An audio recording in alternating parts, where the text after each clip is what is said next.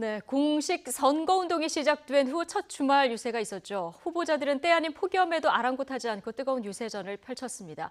지방선거 9일 앞둔 지금 각 당의 핵심 전략, 선거 이슈들 살펴보겠습니다. 추은호 YTN 해설위원 그리고 이종근 데일리아 논설실장과 이야기 나눠보겠습니다. 두 분 어서 오십시오. 안녕하세요. 네.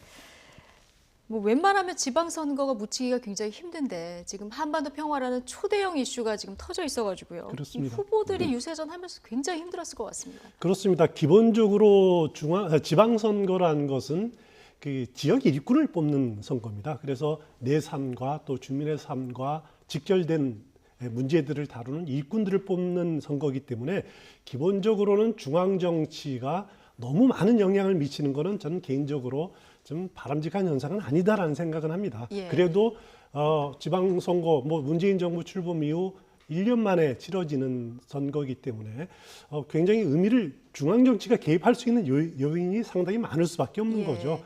이거 끝나면은 문재인 정부가 앞으로 동력을 얻느냐, 국정 운영에 동력을 얻을 수 있느냐라는 측면.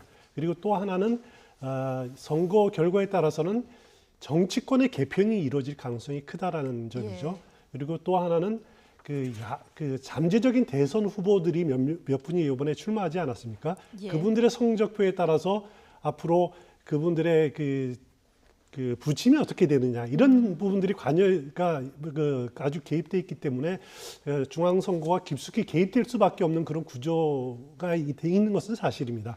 그 중에서도 압도적인 주제가 북미 정상회담 그리고 그 남북 정상회담부터 이어진 북미 정상회담 그리고 한반도의 비핵화 문제 또 평화 문제 이런 문제가 핵심적인 그 이슈이기 때문에 지역에서 지역 그 후보들이 지역을 내가 바꾸겠다 어떻게 변화시키겠다라고 해도 사실상 잘 안 먹히고 있는 그래서 선거운동하기도 굉장히 어렵고 답답하지 않을까라는 그런 생각은 들기는 합니다. 그러니까요. 이런 초대형 이슈 때문일까요? 홍준표 대표 최근 이 북한 이슈와 관련해서 강경 발언들을 쏟아냈는데요. 그런데 이런 발언들이 오히려 지금 부메랑이 되어서 돌아오는 것은 아닌가 이런 생각이 드는데요. 홍 대표가 지원 요새를 가는 곳에 정작 그 당의 후보들이 나타나지 않은 건데요. 이 모습 보시겠습니다. 정호택 전 원내대표가 페이스북에 글을 올려가지고는 선대위 구성에 대해서 당대표가 좀 일선에서 2선 후퇴 정도로 물러나는 거 생각해보면 그 사람은 청북에서 유일하게 자기 지역에 도의원도 공천 못한 사람. 부끄러움을 개가지서도 기차는 간다. 저는 후보가 아니라서 오늘은 최진봉입니다. 서병수고 서병수는 지금 딴 데 가는 모양이죠. 자유한국당의 홍준표 대표께서 도착하셨습니다. 여러분 이번을 찍으면 2배로 행복한 세상이 됩니다. 이번을 찍으면 장사가 2배로 잘 됩니다. 경기도지사에는 남경필.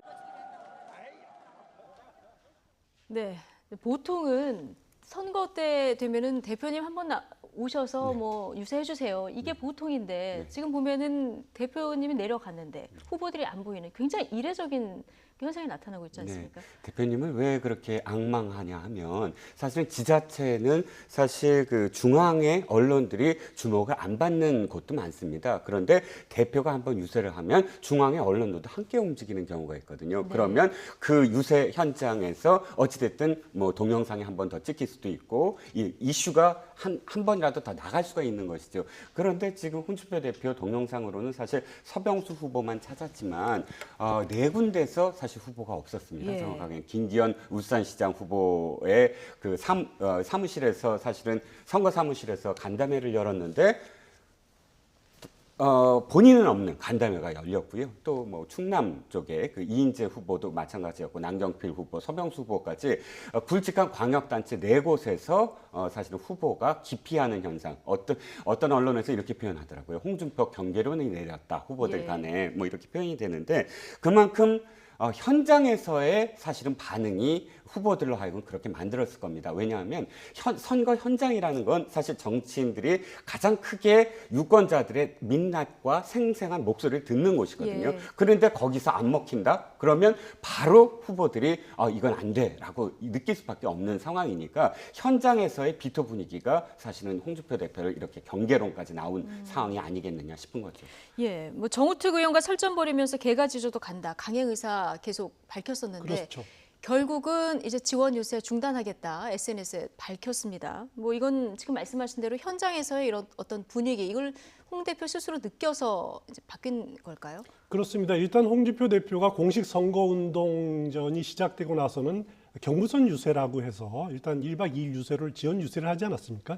여기서 지금 말씀하신 대로 이제 광역단체장 후보들이 이렇게 뭐 사늘하게 반응을 보이니까 본인이 느낀 게 많았겠죠. 본인이 전면에 나서는 것이 지방선거에 오히려 득표 전략에 마이너스다라는 판단을 아마 잠정적으로 한 것 같습니다. 그래서 중앙의 정치 경제 현안은 중앙당에서 하겠다. 그리고 그것은 이제 공중전은 이제 중앙당에서 하겠다.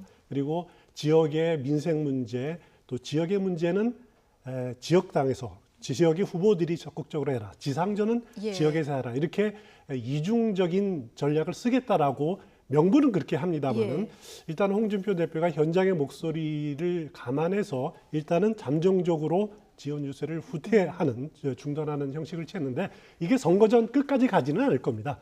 적당한 시점에서 다시 주요 등장할까요? 전략 지역에서는 홍준표 당 대표가 안 나올 수는 없는 거죠. 그래서 예. 지금 단계는 일단 일부 후퇴한 상황이 아니냐라는 생각이 듭니다. 선거 전에 그러면 홍준표 대표가 언제 다시 또 등판할지 이 부분도 좀 주목해서 봐야 될 것 같은데요. 그런데 앞으로 지원 유세 안 하겠다 그러면서 이제 표면적으로 든 이유가 있습니다. 보면은 내가 유세에 나서니까 문홍 대결로 고착화되고 지금은 문 대통령 세상인데 이제 후보들이 문홍 대결로는 선거에 이길 수 없다고 이렇게 이야기를 하기 때문에 이 얘기를 받아들여서 내가 물론 유세를 잠깐 중단하겠다 이 얘기를 한 거거든요. 이 부분은 어떻게 보십니까? 일단 그 뒤에 부분 후보들이 요구해서 자기가 사실은 이제 그 선거 유세를 안 한다라는 부분이 좀 눈길을 끕니다. 왜냐하면 사실상 홍준표 대표가 9곳을 얘기하고 플러스 6곳을 얘기하고 플러스 5을 또 이야기하지 않았습니까? 네. 그러니까 어디까지가 패배고 내가 사퇴한다. 그런데 이렇게 광역 후보, 그러니까 일단 후보들이 일단 뒤로 물러가시라. 그래서 내가 그걸 받아들였다라는 형식이라면 나중에 책임론에서 좀 더 자유로워질 수가 있죠. 예. 왜냐하면 내가 유세를 해주려고 했는데 안 했기 때문에 사실은 이렇게 패배한 게 아니냐라는 논리도 가능하거든요. 예. 그런 의미, 그러니까 책임론을 분산한다는 그런 의미가 좀 담겨 있는 것이 아니냐. 근데 앞에 부분은 사실상 지금까지 말씀하셨던 거랑 약간 좀 뉘앙스가 좀 달라지는 어떤 느낌이 듭니다. 뭐냐면 문 대통령 세상인데 문재인 대통령과 홍준표의 대결로는 못 이긴다 한다면 자 일단은 전략 미스를 했다는 것이죠. 왜냐하면 홍준표 대표가 계속 사실 문홍 대결로 가져갔거든요. 일단 그건 맞습니다. 왜냐하면 문재인 대통령의 외교나 혹은 경제를 직접적으로 비판하는 그런 그 선봉에 섰으니까요. 그런데 그걸로는 못 이긴다고 한다면 전략적으로 그러면 당의 선거 전략이 무엇이냐라는 또 이 비판을 받을 수가 있고 그동안 여론조사 결과를 믿지 않으신다고 하셨는데 사실 문재인 대통령 세상이라고 하신다면 그거는 여론조사 결과가 사실 문재인 대통령 세상 아니겠습니까? 그러니까 사실 좀 뭐랄까요. 이번에 하신 말씀은 좀 당황하신 느낌이 좀 많이 들어요. 기존에 있던 어떤 그 말씀을 일관성 있게 예. 이렇게 결론을 내리신 것 같지는 않다라는 생각이 듭니다. 그러니까 주말에 아무래도 그 유세 현장에서의 경험 때문에 뭐 이런 부산에서 예. 경적 소리에 사실 굉장히 예. 좀 충격을 받으셨다고 네. 합니다. 당내 일각에서는. 왜냐하면 부산에서 유세를 하시는데 자동차들이 경적 소리를 울리면서 계속 그것도 방해를 부산에서요? 했거든요. 부산에서요. 근데 예. 부산은 또는 경남은 자신이 지지하는 사람이 많다라고 늘 자랑하셨던 어떤 그 부분이 조금 충격이었던 게 아닌가 싶기도 네. 하고요. 그래서 전략을 수정했습니다. 아까 말씀하신 대로 이제 중앙당 차원에서는 정치 경제를 챙기고 그리고 이제 후보들은 민생을 챙기는 이런 투트랙 전략으로 전략을 바꿨는데 선회는 지금 시점에서 잘 하는 겁니까? 일단은 그 자유한국당의 선거 전략을 보면요, 저는 기본적으로 시작부터 좀 단추를 잘못 깬 측면이 많습니다. 보통 야당이 그 선거 전략에 쓸 수 있는 카드가 가장 야당이 좀 힘이 있고 만약에 현 정부가 잘못했을 때 쓸 수 있는 것이 심판론이거든요. 이거는 굉장히 강한 그 야당이 있을 때 쓸 수 있는 가장 강력한 무기입니다. 그 다음에 제일 약했을 때 쓸 수 있는 것이 읍소론이거든요. 예. 제발 도와주십시오, 살려주십시오라고 하는.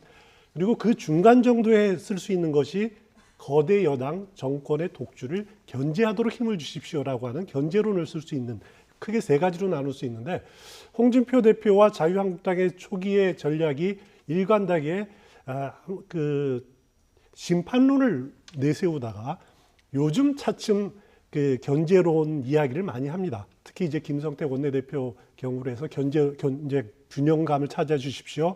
거대 여당을 견제해 주십시오라는 독주를 막아 주십시오라고 하는데, 지금 단계에서 이렇게 순회하는 것은 어쩔 수 없는 수순이라고 보이지만은 그때가 좀 너무 늦은 것 아니냐, 저는 개인적인 그런 생각이 들고요. 예. 아직까지는 아니지만은 마지막에 최후의 카드로 남아 있는 읍소론도 이제는 조금씩 후보별로 등장해야 될 때가 아닌가라는 읍소론, 생각이 이건 듭니다. 후보별로 해야 되겠죠. 살려달라는 거죠. 살려달라. 예.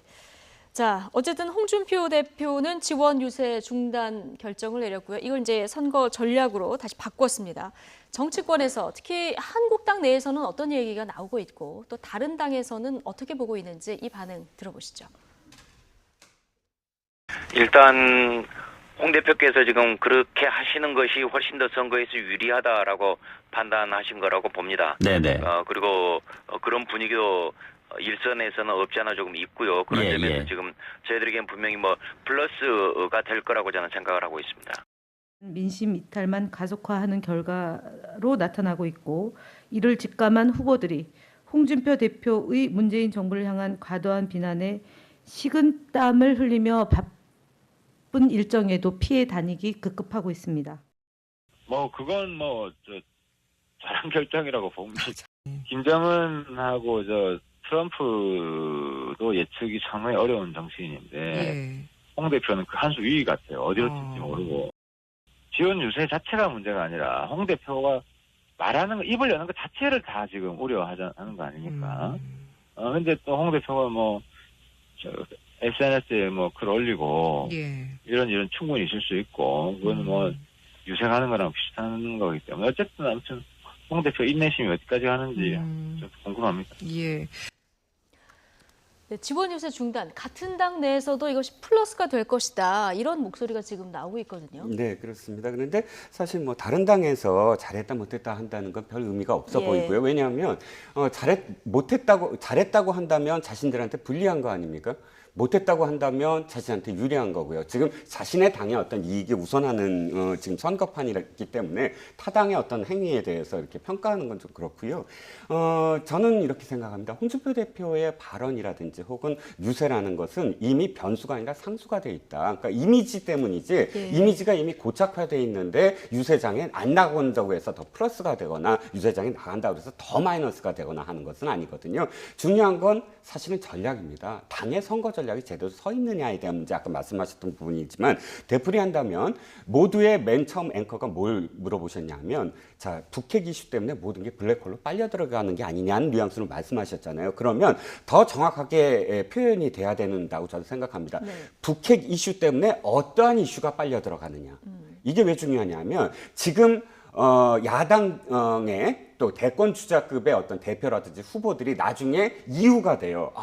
이 정권, 한반도 이슈 때문에 우리가 졌지, 우리가 못해서 진 게 아니다라는 이슈, 이렇게 변명도 될 수 있는 이슈입니다. 그런데 중요한 건 지금 제대로 만약에 이슈가 있었다면 이렇게 얘기를 해야 되죠. 예를 들어서, 한반도 정세 또는 이 북미 회담 때문에 우리가 내놓은 어떤 이슈가 지금 묻혀가고 있다. 구체적으로 예. 어떤 이슈라는 것이 나와야 된다는 것이죠. 네. 그런데 지금 언론들이나 혹은 지금 당에서는 뭐라고 얘기하냐면 그냥 모든 것들이 전부 다 빨려들고 있다라고만 얘기하지, 우리가 어떤 이슈를 내놨는데 그 이슈가 안 먹혀 들어가고 있다고 유권자들한테 호소를 하지 않거든요. 예, 예를 들면 민생이면 민생, 경제 그렇죠. 문제면 경제 그런데 문제. 민생이나 예. 경제는 굉장히 뒤늦게 지금 이슈를 내놓고 있는 것. 그러니까 전반적으로 이슈를 끌고 가는 야당판이 돼야 되는데 야당은 지금 그냥 어떤 이유만, 외적인 이유만 되고 있다라고 유권자들한테 보인다는 것이죠.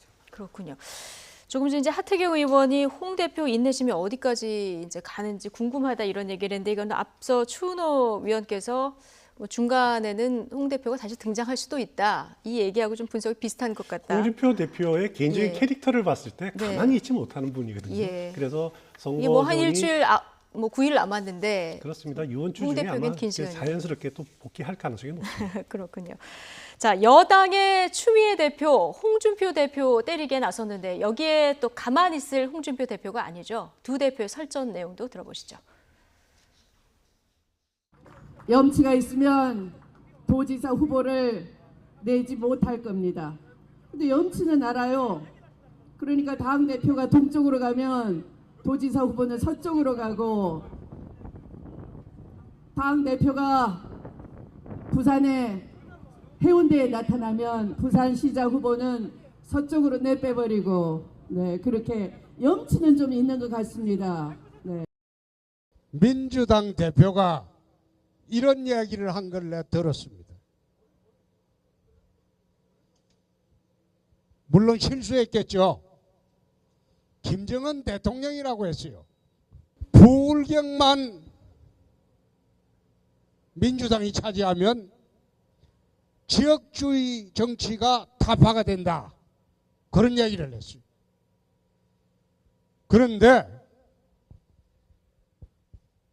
호남 지역에 가면 그거는 민주당 지지율이 93%입니다. 자기 밥그릇 챙겨놓고 너무 밥그릇 뺏어 물러가는 그 못된 신보다. 네. 지금 두 대표끼리의 설전 들어보셨는데 일단 지금 홍준표 대표 얘기 중에서 부울경만 차지하면은 지역주의 타파단다 얘기를 하고 있는데 호남에서 민주당이 지지를 얻는 거는 지역주의 아니고 여기 뭐 이 경상도 지역에서 한국당이 지지를 얻는 것은 지역주의다 이렇게 얘기하는 건 안 된다 이 얘기를 지금 하고 있는 거예요. 네, 그런데 지금 어디서 말씀하셨냐면 이제 부산에서 말씀하신 거예요. 부산 유세에서. 그러면 부산에서 그러니까 부산의 유권자들은 뭐만 들리겠습니까? 전체적인 어떤 이야기를 다 들을 수도 있겠지만 호남에서 민주당 지지율이 90%가 넘는다. 90%가 넘는다. 이 말이 굉장히 들리겠죠. 그러니까 이것도 사실은 굉장히 지역주의 발언이라고 할 수밖에 없고요.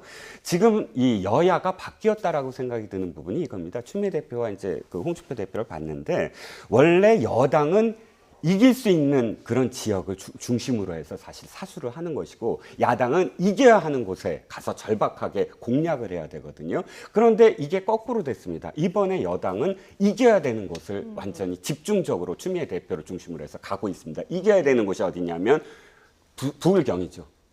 PK를 중심으로 해서 여기는 절박하게 우리가 가져오겠다. 그리고 두 번째가 이제 경기도 인천입니다. 경기도하고 인천을 이제 빼앗겼는데 다시 회복하겠다 해서 이런 이 지역들 전략 지역을 중심으로 해서 대표가 앞장서서 유세를 나갑니다. 그런데 지금 홍준표 대표를 비롯해서 사실 한국당의 그 이 유세 전략은 뭐냐면 이길 수 있는 곳, 예를 들어서 PK 지역이라든지 뭐 상대적으로 또 PK이라든지 이런 그러니까 지켜야 되는 곳 중심으로 6곳이라고 이야기했으니까 그렇게 지금 가고 있거든요. 그러니까 이것도 역시 여야의 선거 전략이 바뀌고 야당의 선거 전략이 마치 여당처럼 가고 있는 것이 아니냐라는 비판을 받는 것이죠.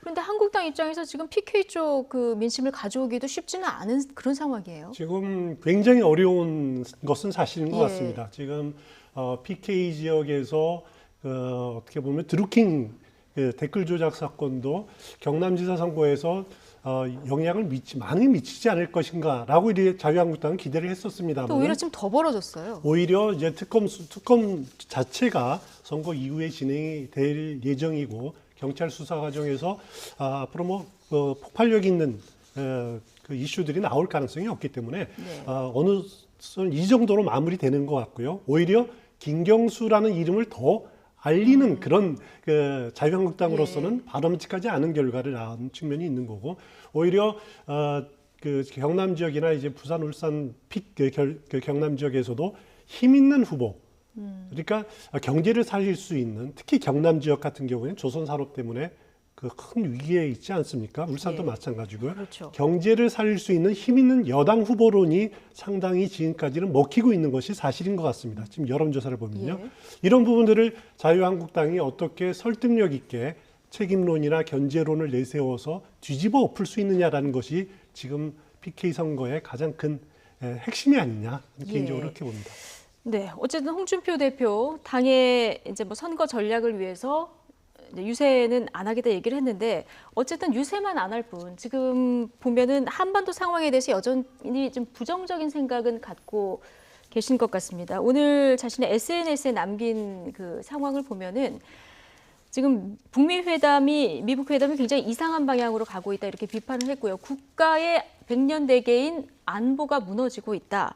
자, 이런 얘기를 했거든요. 내가 60살을 넘겨서 살 만큼 살았으니까 이제 가도 여한이 없겠지만 내 자식, 내 손주, 내 국민들이 북핵에 인질이 돼서 노예로 살아가야 한다는 것이 눈물 나도록 안타깝다. 이런 글을 또 남겼거든요. 네, 그렇습니다. 이건 아마도 트럼프 대통령이 김영철을 접견하고 난 다음에 이 기자들을 향해서 한 발언들을 놓고 아마 그 보수 일각의 우려를 사실 전달하려는 어떤 의도가 아니었나 싶긴 한데요. 그런데 이제 일단 여기서 좀 특징적인 것은 트럼프 대통령을 직접적으로 사실 공격하는 듯한 발언을 했습니다. 그렇죠. 그러니까 이제 홍준표 대표의 그간의 어떤 트럼프 대통령에 대한 어떤 이 발언이나 혹은 표현들과는 전혀 좀 다른 표현이죠. 예. 외교도 뭐 이렇게 비즈니스로 하느냐 그러니까 하는 트럼프가 외교를 장사로 여긴다. 네, 장사로 이렇게, 여긴다라고 이야기하는 대목. 그러니까 일단 홍준표 대표의 어떤 표현들의 가장 큰 문제점은 뭐냐면 보수 일각에서 충분히 공감하는 우려는 분명히 우려의 대목은 있다는 것이죠. 왜냐하면 실질적으로 지금 트럼프 대통령이나 미국이 단기간에 포괄적으로 한 번에 해결을 하려고 하는 것. 왜냐하면 그간 굉장히 너무 오랫동안 단계적인 그러니까 북한의 어떤 단계적 이런 전략에 휘말렸다라는 그런 우려들이 있는데, 근데 이번에 트럼프 대통령이 표현한 것은 하루가 아니어도 이거 하루의 어떤 만남이 아니라 프로세스다. 더 계속 만날 것이고 그 다음에 종전 회담까지 할 수 있을 것이다. 근데 구체적으로 핵 폐기와 관련된 어떤 압박이라든지 혹은 구체적인 어떤 내용이 언급이 없었는데도 그렇게 한다. 이런 부분들은 보수 일각의 어떤 우려가 분명히 존재하는데 중요한 것은 그것을 한 번에 바꿔서 장사 운운하고 트럼프를 비난한다든지 이런 그러니까 내용의 본질은 가려지고 표현의 과격함만 남는 그런 부분들이 사실은 일관된 흐름을 깨고 하나의 이미지, 그냥 고착화된 이미지로 남는다는 것이죠. 그래서 지금 중앙당에서 그냥 이 공중전을 하겠다라는 것도 사실 이렇게 트위터 정치를 계속하고 한다면 유세 현장에 나가시던 중앙당에서 트위터를 하시던 별 차이가 없는 게 아니냐라는 것이죠. 홍준표 예. 대표의 이 표현은 이제 우리 사회의 보수층으로서는 당연히 할 수 있는 우려입니다. 예. 그러니까 뭐냐면은 트럼프 대통령이 ICBM 폐기에만 그것을 얻으면은 한반도 북한 비핵화, 완전한 비핵화 문제에 좀 손을 떼겠다는 것 아니냐. 그러니까 미국 본토를 공격하는 이 부분만 그렇습니다. 해결되면. 그 부분을 좀 예. 미흡하게 하는 것 아니냐라고는 우려가 있는데 그것은 보수층으로서는 당연히 강하게 제기할 해야 될 문제고 또 그런 의미에서 홍준표 대표의 이런 지적들은 나름대로 타당성이 굉장히 있다고 생각이 됩니다. 하지만 물론 이제 표현의 방법이라든가 이런 문제들은 있는데 기본적으로 저는 이 문제가 여기서 비롯됐다고 봅니다. 뭐냐면은 그동안 안보 문제라는 것이 보수 정당의 가장 큰 상품이었죠. 가장 큰 내세울 수 있는 가장 큰 선거 전략이었는데 이번 지방선거에서 보면은 그 안보라는 이슈들을 완전히 활용하지 못할 수밖에 없는 그런 상황이 되지 않았습니까? 예, 상황 그러니까 자체가요. 과거에 그러니까 진보적인 정부가 안보에 취약하다, 안보에 무능하다 이런 부분들이 더 부각돼야지 반사 이익을 얻을 수 있을 텐데 오히려 한반도 평화 문제, 북한 비핵화 문제 이런 부분들에 대해서 현 정부가 워낙 핸들링을 잘하니까 그 부분에 대해서 보수 정당에서 얻을 수 있는 반사 이익이 없어졌다는 거죠. 하지만은 지금까지 자유한국당이 펴놓았던 비현실적인 또 이제 보수 논리들이 있습니다. 예. 전술 핵 배치 문제라든가 아니면 위장 평화쇼 이렇게 상황 변화에 제대로 적응하지 못하는 그런 부분들이 지금 어떻게 보면은 북미 정상회담을 앞두고 보수 정당에서 자유한국당에서 이러지도 못하고 저러지도 못하고 하고 있는 좀 자충수에 빠져 있는 꼴이 아닌가라는 생각이 듭니다. 여러 가지 상황 때문에 사면 초과에 빠져 있고 그리고 보수 중에서 우려할 만한 이야기를 충분히 하는데 이 표현 때문에 더 이 설득력을 못 얻고 있다. 두 분 다 이런 지적을 해주셨습니다. 자, 어쨌든 이제 본격 선거전은 막이 올랐고요. 선거 벽보들도 다 지금 붙어 있는 이런 상황이죠. 지난 주말에는 특히 민심을 잡기 위한 후보들의 발걸음이 굉장히 바빴는데요. 자, 유세 이모저모 장민정 앵커가 정리해봤습니다. 6.13 지방선거 이제 열흘도 채 안 남았습니다. 유세전은 후끈 달아오르고 있는데 어쩐지 유권자들 관심은 좀 싸늘해 보입니다. 마이크를 든 정치인은 목청을 높이고 운동원들은 머리가 땅에 닿을 것처럼 고개를 숙입니다. 그것도 안 되면 온몸으로 눈길을 끌어보는데요. 그래도 시민들 반응은 떨떠름, 눈길 한번 얻기가 왜 이렇게 어려운 걸까요? 선거의 계절이 되면 직장인들은 점심시간에 3, 4, 5 모여 공약이나 후보 이야기를 나누곤 했는데 요즘엔 그런 분위기도 찾아보기 어렵다고 합니다. 때이른 무더위 탓도 있겠고요. 후보가 많은 탓도 있겠지만 누가 당선되든 지금의 팍팍한 삶은 안 바뀔 거라는 생각이 무관심을 키우고 있는 것 같습니다. 이 유권자들의 무관심 속에 선거 벽보나 현수막이 순환을 겪고 있기도 합니다. 서울시장 후보 벽보들 사이 빈자리가 눈에 들어오죠. 강남 일대 6곳에서 기호 8번 녹색당 신지혜 후보의 벽보만 감쪽같이 사라졌는데요. 신 후보가 페미니스트 서울시장을 내세우고 있어 이 페미니스트 정책에 반대하는 세력의 소행 아니냐는 추측이 나오고 있습니다. 전북 고창군에서는 군수로 출마한 박정우 더불어민주당 후보의 현수막 가운데가 찢겨져 나갔습니다. 뒤늦게 범인이 경찰에 자수했는데요. 특별한 이유 없이 술에 취해 저지른 일이라고 하고요. 특정 후보의 벽보가 빠지거나 순서가 바뀐 채 붙여지기도 했습니다. 부천역 출구에 설치된 경기도지사 후보 벽보인데요. 기호 1번 이재명 후보 것만 2개가 붙어 있고요. 기호 2번 남경필 후보 것은 아예 없죠. 또 구리시에서는 기호 3번 김명환 후보와 기호 2번 남경필 후보의 포스터 위치가 바뀌어 있습니다. 경기도 선관위는 단순 실수라고 해명했습니다. 이번에 선거법 개정으로 현수막 게시 장소 제한이 없어지고 허용 개수도 2배로 늘었습니다. 그래서 일조권 침해나 통행 불편을 호소하는 시민들도 부쩍 늘었는데요. 조금 불편하다고 해서 홧김에 선거 벽보나 현수막 찢으면 이런 처벌을 받을 수 있다는 점 기억하셔야겠습니다. 저렇게 벽보나 현수막을 훼손하면 또 처벌도 받는군요. 예. 근데 지금 저기서 본 여러 가지 벽보 훼손이나 벽보가 잘못 붙은 것 중에 가장 큰 것이 지금 1번만 2개. 네. 경기도지사 선거에서 이재명 후보만 2개가 붙었거든요. 그렇죠. 이게 보통 이렇게 2개가 올 수도 있습니까?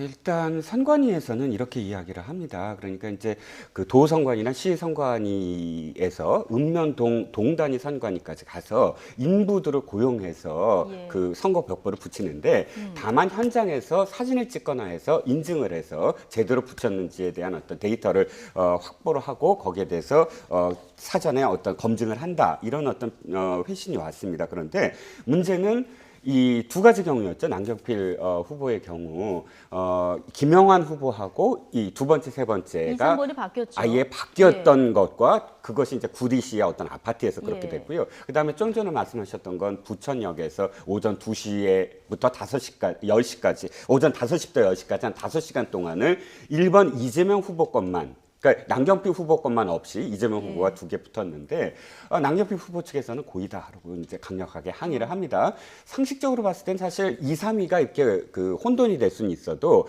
같은 사람이 2개 붙었다라는 것은 사실 보면은 알 수 거의 있을 수 없는 실수거든요. 그렇기 때문에 아마 남경필 후보 측에서는 공식적으로 지금 그 문제 제기를 하고 있고 선관위에서는 실수다라고 계속 나오는데 만약에 이것이 고의다라고 밝혀질 경우는 선관위 직원이 부당하게 어떤 벽보라든지 이런 것들을 작성하거나 부착하거나 했을 경우는 3년 이하 600만 원 이하의 벌금에 붙인 사람이 네네 처해집니다. 직원이. 어떻게 보십니까? 이것이 뭐 고의다 실수다 부분은 알 수가 없습니다. 일단 뭐 경기도 선관위에서는 실수다라고 하는데 앞서 이제 나왔지만은 일반인이 선거 벽보를 훼손하면은 2년 이하 징역 400만 원 이하 벌금할 수 있습니다. 하지만은 선관위 직원이라든가 선거 사무에 종사하는 공무원 경위 이렇게 벽보를 해산하면 말씀하신 대로 3년 이하 징역이나 600만 원 이하 벌금이고요. 그 공직선거법 240조입니다. 또 다른 조항 보면은 공직선거법 240조 3항을 보면은 그 선관위 직원이나 아니면은 선거 사무에 종사하는 공무원이 벽보라든가 이런 것들을 부당하게 작성하거나 첨부하거나 발송하거나 아니면 아예 안 했을 때 역시 3년 이하의 징역이나 600만 원 이하의 벌금에 처해질 수가 있습니다.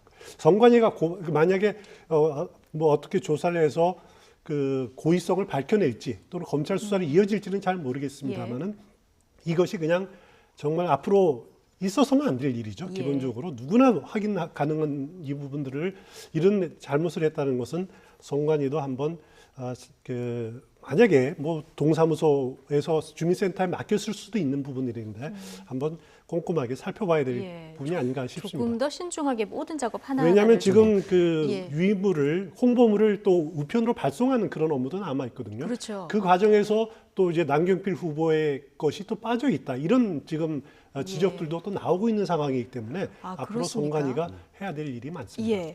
뭐 앞서 장민정 앵커 리포트에서도 보셨지만 지역 주민들의 반응 어느 때보다 싸늘한데 이게 투표율이 얼마나 나올까 이것도 사실 조금 걱정스러운 부분이기도 합니다.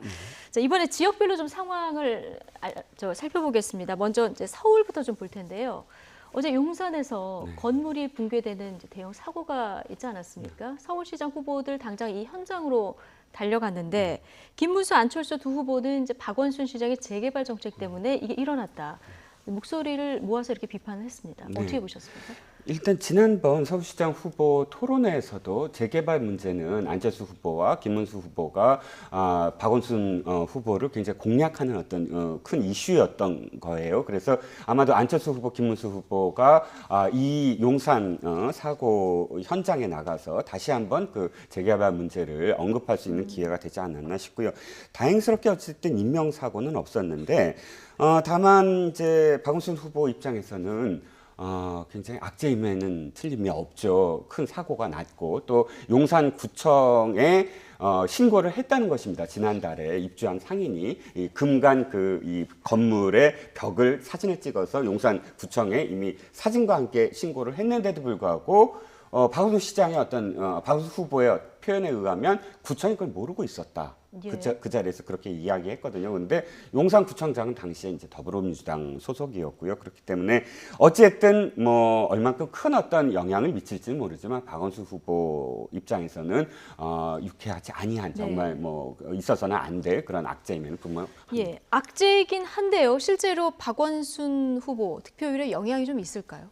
이것이 사건이 만약에 평일에 일어나서 식당 그 문 닫았다는 식당에 손님이 많았을 때 일어났더라면은 인명 피해가 굉장히 컸을 거고 그러면은 굉장히 선거의 악재가 됐을 겁니다. 다행히 그나마 이거는 뭐 박원순 후보뿐만 아니라 모두에게 다행히 그나마 인명 피해가 없는 휴일에 사고가 발생을 했기 때문에 그나마 그 박원순 후보에게 결정적인 악재로는 작용하지는 않을 걸 보이는데요.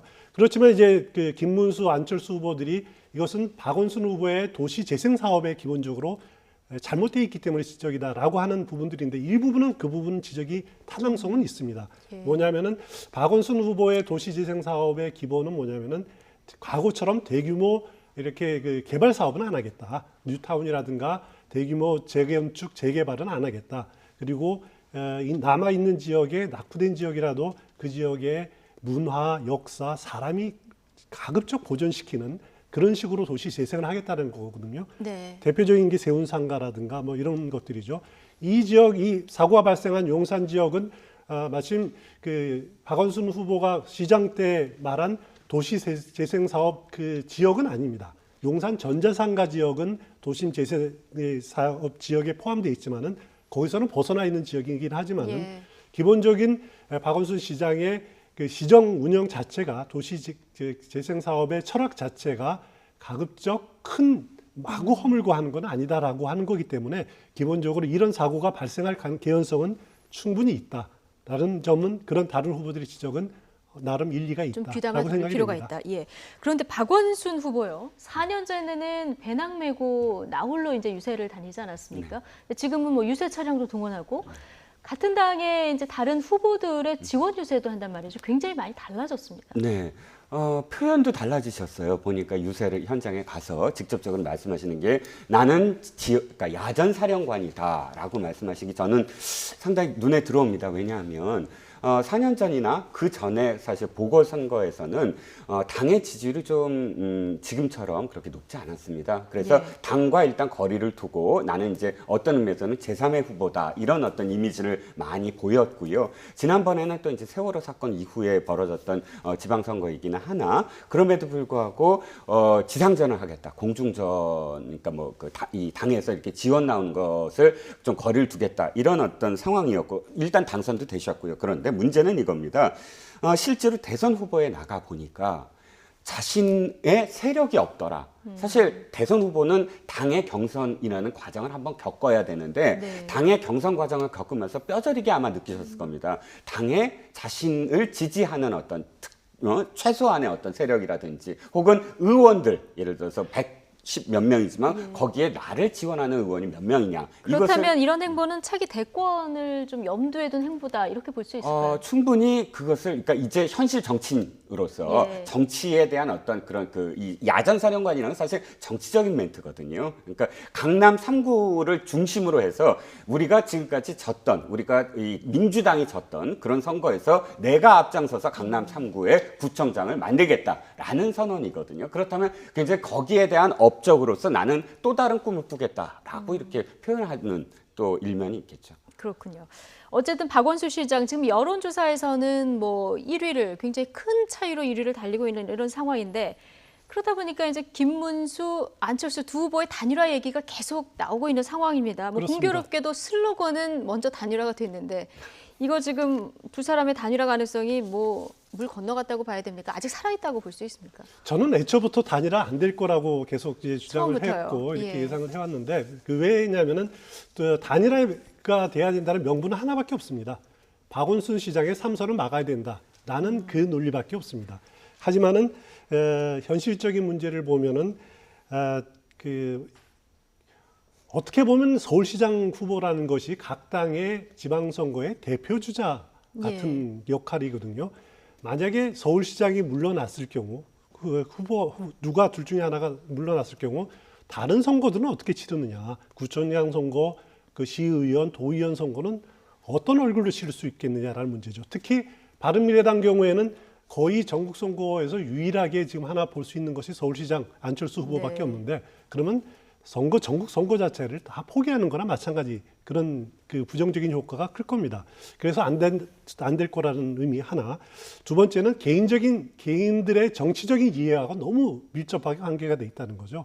만에 하나 안철수 후보가 사퇴를 했다라고 했을 경우 개인적인 정치적인 비전은 거의 끝났다라고 이렇게 볼 수도 있는 거고요. 또 하나는 선거 비용 문제입니다. 선거 비용 문제, 특히 김문수 후보 경우에는 자신이 돈 하나도 없이 시작을 했다 그러는데 당 지원에서 지원금 받고 또 이제 후보 등록 이후로 후원금 좀 모아서 하는데 만약에 중도 포기했을 경우에 지금까지 들어갔던 비용을 보존받을 수 있는 길이 전혀 없습니다. 그러니까요. 이런 부분들을 김문수 후보 돈도 많지 않는 사람이거든요. 집 하나 대구에 있는 달랑 있는 사람인데 어떻게 감당하느냐는 문제. 이런 문제들 때문에 지극히 단일화는 어려울 거다라는 것이 제 개인적인 생각이고요. 그러나 유일한 변수는 남아 있습니다. 뭐냐면은 안철수 후보의 캐릭터 때문에 중간에 안 되면은 불쑥 그만둘 수 있는 그런 캐릭터 때문에 유일한 변수가 저는 안철수 후보의 캐릭터다. 유일한 변수가 안철수 그거만이 대표의 변수지 나머지 캐릭터다. 변수는 끝까지 가는 것이 지금의 흐름이 아닌가라는 개인적인 생각입니다. 그렇군요. 그렇다면 이 시점에서 김문수, 안철수 두 후보 단일화에 대해서 어떻게 생각하고 있는지 들어보시죠. 안철수 바른미래당 후보와의 단일화, 이거는 전혀 여지가 없는 건가요? 뭐 지금 선거가 벌써 막판에 왔고 또 저희 둘만이 아니라 그 밑에 청장, 뭐 여러 가지 시의원, 구의원 다 각 당의 후보들이 있기 때문에 현재로서는 어렵다고 봅니다. 예. 슬로건까지 똑같아서 단일화가 필요한 아니냐는 말도 나옵니다. 물밑 협상 없습니까? 없습니다. 사실 이 누가 박원순 후보를 이길 수 있는 후보인가가 가장 중요하지 않겠습니까? 네. 자, 일단 두 후보 단일화 뭐 현실적으로 좀 어렵다 이렇게 보는 것 같긴 한데 지금 안철수 후보 같은 경우는 대선 때와 마찬가지인 것 같습니다. 인위적인 단일화는 안 하는데 국민들이 알아서 이렇게 뽑아주실 것이다. 이렇게 믿고 있는 것 같습니다. 네, 저는 이제 추 의원께서 말씀하신 결과는 저는 똑같은데 과정은 약간 다른 게 결과는 뭐냐면 저도 단일화는 안 될 것이다. 근데 과정은 이런 것이죠. 안철수 후보의 입장에서는 절대로 단일화라는 언급을 하지 않을 것이다. 왜냐하면 이미 한 번의 양보와 한 번의 단일화로 상처를 입을 대로 입었거든요. 자신이 결정적인 순간에 전부 다 뒤돌아서거나 양보를 하거나 혹은 단일화로서 사실은 자신의 꿈을 이루지 못한 상황 아닙니까? 여기서 또다시 안철수 후보가 먼저 적극적으로 단일화라는 이런 언급을 한다. 그거는 사실 안철수 후보한테 돌아올 또다시 이 이미지들 다시 꼬리표로 다시 언제 양보를 했고 뭐 또 별명 있지 않습니까? 간을 본다라는 별명 이런 것들이 쫙 해서 프레임이 걸어질 겁니다. 그러니까 안철수 후보는 절대로 단일화라는 입을 자신은 입 밖에 내지 않을 것이고요. 이제 그러면 단일화의 어떤 성패는 사실 키는 김문수 후보가 갖고 있어야 됐는데 김문수 후보가 그걸 단행하려면 두 가지 중에 한 가지입니다. 이 지지율이 정말 15% 미만으로 떨어졌을 때 빨리 던지는 게 그러니까 내가 보전받을 가능성이 없을 때 도리어 손절매 빨리 던지는 게 훨씬 더 이익이 크죠. 그 지지율이 좀 애매하게 걸려 있습니다. 상황입니다. 15% 내외로 애매한 상황이거든요. 아니면 아예 확실하게 한 뭐 30% 이상 받아서 내가 단일화로 계속 압력을 넣어서 내가 대세다라고 보여주던가 이 두 가지 중에 한 가지인데 지금 지지율이 말씀하셨듯이 이 두 분이 오차범위 내에서 1, 2%포인트 대해서 보전을 받을 수 있느냐 없느냐 간당간당한 상황이거든요. 그렇기 때문에 던질 수도 없고 계속 갈 수도 없는 이런 상황에서 김문수 후보도 먼저 단일화를 얘기할 수 없는 상황. 주도할 수 없는 그러니까 두 후보 다 단일화를 적극적으로 할 수 있는 동인이 사라졌다라고 보여집니다. 단일화를 하면 그래도 나로 하고 싶은데 이렇게 얘기할 수도 없고 좀 애매한 상황이군요. 자, 이 두 후보의 단일화 가능성에 대해서 주변의 시각은 어떻게 나오고 있을까요? 박지원 민주평화당 의원 그리고 홍문표 자유한국당 사무총장의 인터뷰 내용도 들어보시죠. 지금 서울에서도 김문수, 안철수 두 후보가 단일화 얘기하는데 저는 단일화 될 것으로 보고 있고 지금 이기기 위해서 박원순 후보를 이기기 위해서 단일화가 필요는 합니다. 그런데 이 후보로서는 단일화 대상 후보로서는 사활이 걸린 문제이기 때문에 제가 지금 뭐 이렇게 구체적으로 얘기하는 게 적절치는 않습니다. 저는 뭐 과거 대통령 선거나 또 역대 단일화가 있었던 예를 보면은 뭐 2, 3일 남겨놓고도 뭐 단일화는 전 있을 수 있다. 투표용지가 뭐 진행되기 전에 뭐 그렇게 되면 좋겠죠. 그러나 지금 박지원 의원이 문발에서 바른미래당으로 지금 나간 모양입니다. 죄송합니다. 민주평화당 의원이죠. 어쨌든 이제 박지원 의원 같은 경우는 단일화할 거다. 이렇게 좀 명시적으로 얘기를 했고요.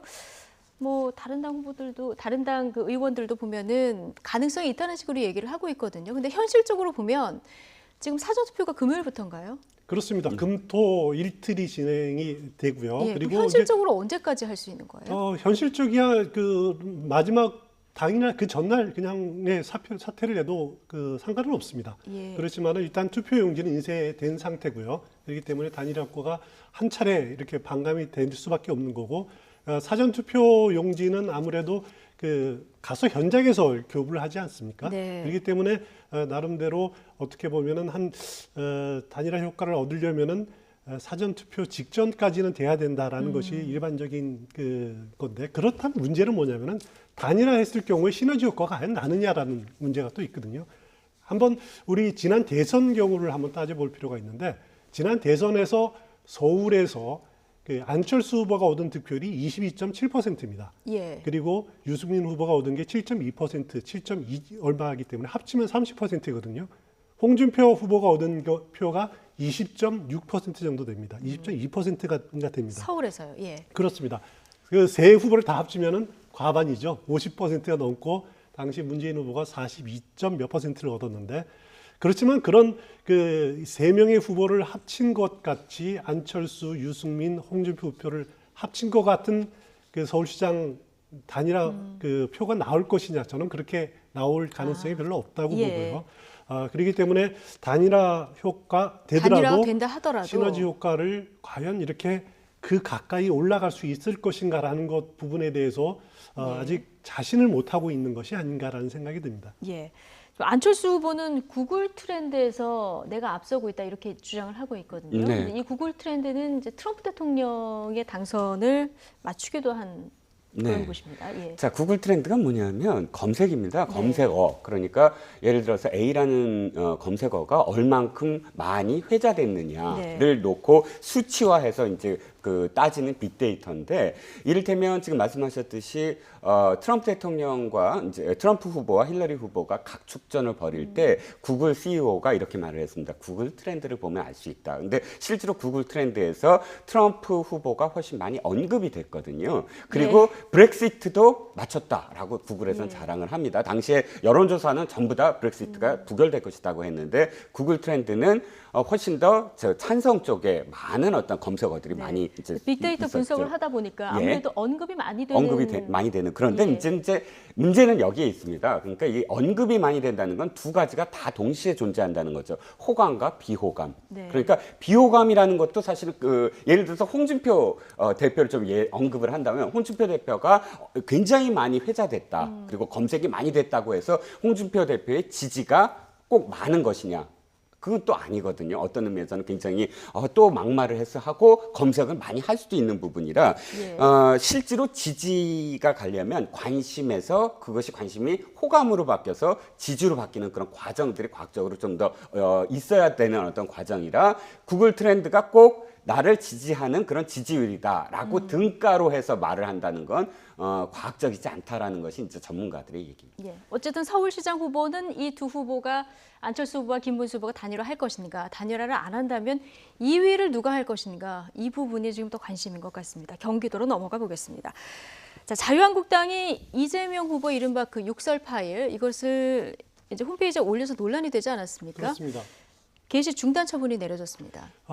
게시 중단 처분을 누가 내렸느냐가 궁금할 텐데요. 법원이 아닙니다. 어디서 네이버가 자체적으로 한 겁니다. 네이버가. 왜냐하면은 자유한국당의 그 홈페이지죠. 누리꾼이 그 네이버 블로그랑 연동돼 있거든요. 그래서 정보통신법에 따라서 네이버가 만약에 명예훼손을 당했거나 아니면은 사생활 침해받았다라고 생각하는 사람이 이거 좀 그 게시를 좀 제한을 시켜 주십시오라고 요청을 하면은 30일 이내에 한해서 이렇게 그 좀 정지를 시킬 수가 있습니다. 그런 조치를 취한 거죠. 네이버가 자체적으로 취한 거지 법원이 뭐 강제 폐쇄 명령을 내리거나 그런 것은 아니다라는 점은 꼭 지적을 해드리고 싶고요. 물론 이 조항인 네이버 조치가 개인의 표현의 자유를 침해하느냐라는 부분들에 대해서는 논란의 소지가 있겠습니다만은 하여튼 이 건을 토대로 해서 이재명 후보 측은 사필 규정이다라고 주장을 하고 있고, 그리고 그 남경필 후보 측은 네이버 측에서 너무 이렇게 납작 엎드린 것 아니냐라는 식의 비판적인 시선으로 보고 있는 것 같습니다. 네, 뭐 이재명 후보는 지난주부터 여배우 스캔들 의혹 때문에 곤혹을 치르고 했는데, 경기도지사 선거에서 유독 이 네거티브 그 선거전이 좀 유독 많이 좀 눈에 띄는 것 같습니다. 자, 시간이 지나면서 점점 더 치열해지고 있는 경기도지사 선거, 이번에는 연정을 가지고 맞붙었습니다. 자, 어떤 얘기들인지 들어보시죠. 이재명하고 손잡고 열심히 일하면 되지. 뭐 할 일이 없어가지고 적폐 세력 남경필과 연정을 하겠습니까, 여러분? 자꾸 이간질을 하고 있어요. 저는 남의 집 가정사 헐뜯지 않습니다. 남의 부인 아들 얘기 안 합니다. 문재인 후보에게 이재명 후보가 했던 게 네거티브예요. 없는 사실을 가지고 뭐 학생들이 동원됐다든지 문재인 후보 주변으로 기득권이 몰려든다든지 전혀 사실이 아닌 걸 갖고 뒤집어 씌우는 게 네거티브죠. 있는 사실에 대해서 과연 지도자 자격이 있는지를 보는 것은 네거티브가 아니라 검증이죠. 우선 이재명 후보께서 저를 법적 조치를 하겠다고 저로서는 겁박을 당한 그런 상태에 있습니다. 당선 가능성 유력한 후보께서 저에게 선거운동이 시작되자마자 법적 조치로 부담을 주는군. 자, 김영환 바른미래당 후보는 이제 이재명 후보가 지난번에 그 여배우 스캔들 의혹 이것과 관련해서 이제 고소하겠다고 하니까 여기에 대한 불만을 지금 나타낸 거고요. 앞서서 이제 연정 가지고 설전이 있었는데요. 네네. 지금 남경필 한국당 후보가 최근 이제 문클릭 행보를 좀 하고 있지 않습니까? 네, 여기에 대해서 그렇습니다. 지금 서로 신경전을 벌이고 있는 것 같습니다. 네. 그럼 남경필 후보 입장에서는 좀 틈새 시장을 노리겠다. 뭐 이런 표현을 쓸 수가 있겠는데 사실 친문 구애 양쪽 후보 다 이제 친문을 구애하는 어떤 형국입니다. 근데 지난 그 대선 경선 때 벌어졌던 그런 뭐 아픔, 상처 이런 것들이 아직도 사실 존재한다라는 것이고요. 그래서 남경필 후보가 아까 표현한 것들이 어떤 거냐면 지난번 더불어민주당 경선 때 이재명 후보가 문재인 후보에게 그 공격했던 것들을 하나하나 지금 끄집어내서 자, 이것이 네거티브다라고 하면서 사실은 남의 당 경선 이야기를 하는 어떤 형국이거든요. 그건 사실 드문 그런 경우이긴 한데 문제는 그 일부 친문, 그러니까 문재인 대통령 지지자들 간에 당시에 경선에서 패했던 어떤 상처를 그대로 고스란히 안고 이럴 바에는 차라리 뭐 남경필 후보를 지지하겠다라는 그런 뭐 신문 광고라든지 그런 인터넷에서의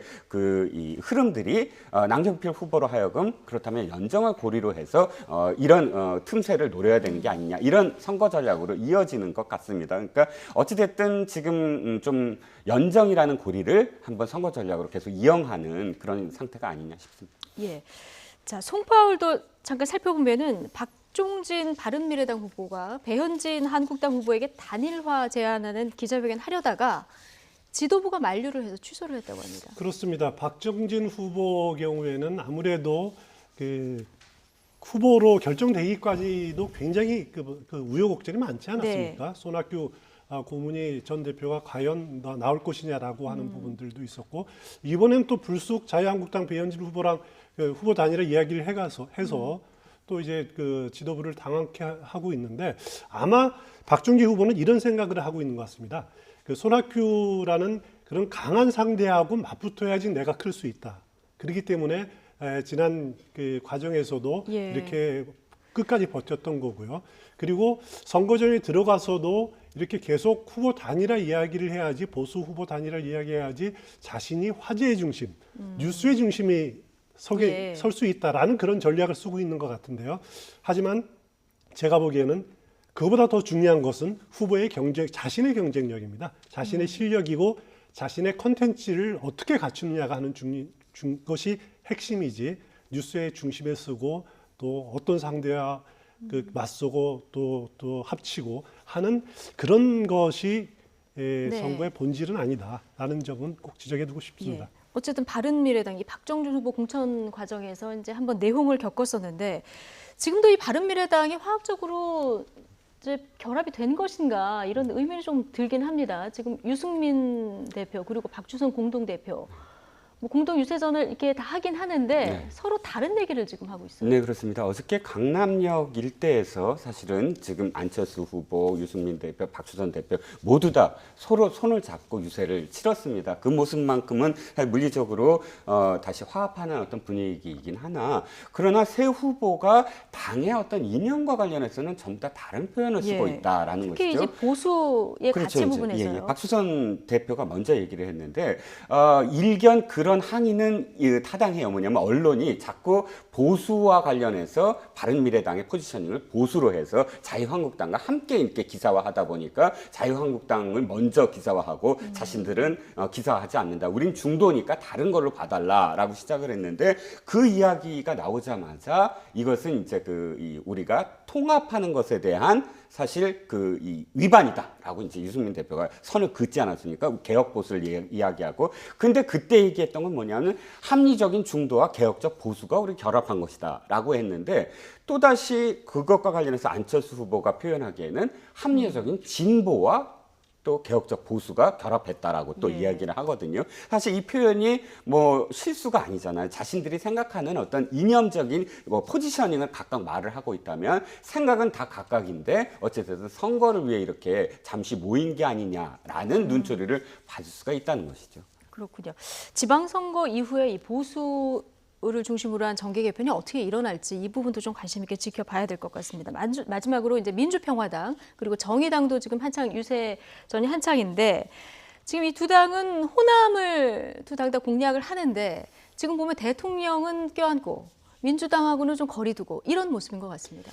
그래서 이제 그 민주평화당 쪽이 굉장히 고민이 많을 겁니다. 예. 그래서 앞서 박지원 의원이 이제 서울시장 후보 이야기를 하면서 안 될 것이다라고 언젠가 될 것이라고 하는 이렇게 주장하는 이유 중에 하나도 그렇게 자신들은 그 두 정당은 보수 정당이고 똑같다. 예. 뭐 저런 건 동생이다. 그렇지만은 우리랑 다르다라는 것을 내세우기 위해서 그 서울시장 후보 단일화를 계속 거론하는 측면이 많거든요. 예. 그거는 그거더라도 과연 호남에서 민주평화당이 어느 정도 성적표를 거둘 수 있느냐. 광역단체장 또 기초단체장, 그리고 도의원, 시의원이라든가 과연 어느 정도 성적표를 낼 수 있느냐라는 것이 굉장히 그 관심인데 지금으로서는 이렇게 쉽지 않은 그런 그 싸움을 하고 있는 것은 틀림없어 보입니다. 예, 이제 선거 9일 남았는데 앞으로 또 어떤 변수가 있을지 어떤 운명들이 지금 각자 여당과 야당에 놓여 있을지 좀 지켜봐야 될 것 같습니다. 추은하 와이튼 해설위원 그리고 이종근 데일리안 논설실장과 얘기 나눠봤습니다. 고맙습니다.